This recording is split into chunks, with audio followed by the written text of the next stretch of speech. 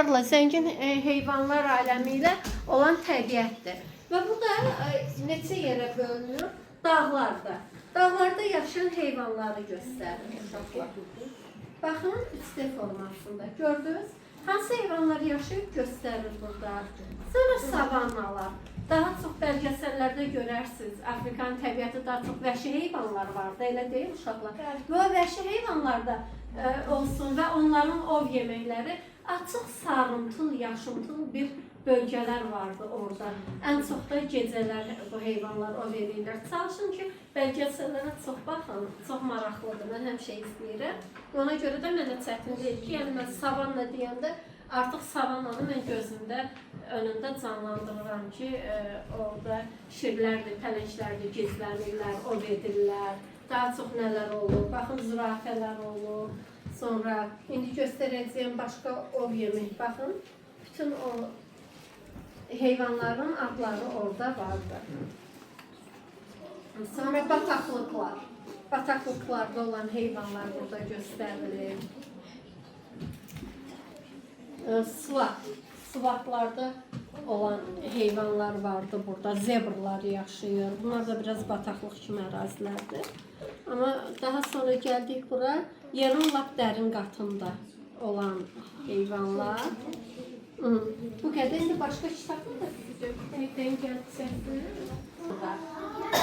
Bu da 3D formasında olan kitabdır. 3D formasında panoramada, yəni gördünüz necədir. Yəni, aha, baxın, dinozavrlar erası yer kürəsi burada görsənir. Aha, və burada məlumatlar verilir, ağaçlar haqqında məlumatlar verilir. Çox istərdik ki, bunları siz özünüz oxuyasınız. Baxın, dinozavrın skeletləri. Aha.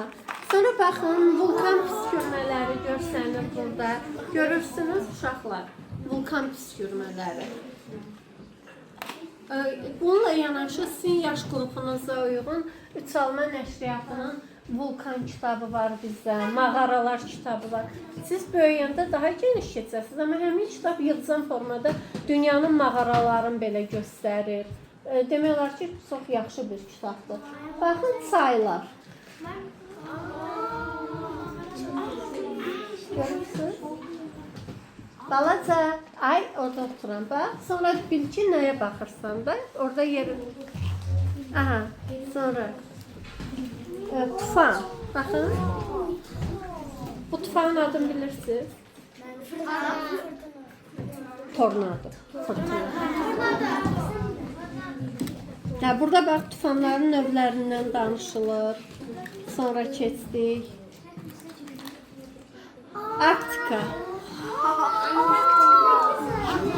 Arktik sahil. Ve orada yaşayan heyvanlar. Aha, tabii ki. Daha sonra göstərilən və köçərilən ilk dəfə 1912-ci ildə deməli ərsəyə gətirdiyi kitabdır. Çox insanlar, çox uşaqlar elə bilir ki, Firidun bəy Köçərli yazıb, əsər yazıb burada, nağıl yazıb, amma elə deyil uşaqlar. Firidun bəy Köçərli... Üzr istəyirəm. O necə Firidun bəy Köçərli balalara hədiyyə əsərində neynədir? Keçmişdir. Uşaqlar keçmişdə kitab oxuya bilmirdilər, ona görə də o uşaqlara məktəblər. Hardan yığdı o nağılları, hekayələri? Başqaları yox. O yox, kimi yadla düşür, dərslikdə var idi. Haralara getdi? Mən bütün ölkələrə soruşaraq Kəs-bəkər, şəhər-bə-şəhər, nənə-babalardan nağılları, nənə-babalar nağılları harada söylüyürdülər? Nənə uşaqlara yatanda, axşam söylədilər nağılları, o bir də onların sinələrində olan nağılları yığdı, kitaba yığdı. Yəni, özü yazdı. Bir də müəllimə siz çəkin.